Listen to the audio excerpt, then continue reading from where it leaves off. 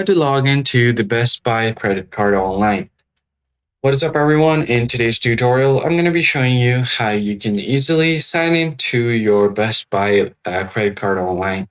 First thing you have to do is simply go ahead and search for the Best Buy credit card login, hit enter. Then you will see an option from citi.com to log into your Best Buy credit card. Click on the first link that you see.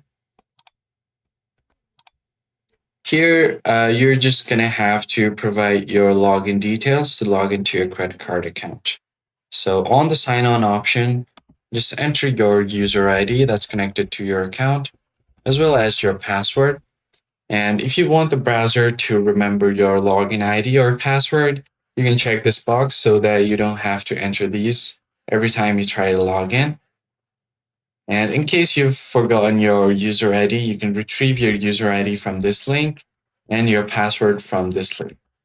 So just see what they're asking for to recover your account. It might be your social security number or your cards like this one.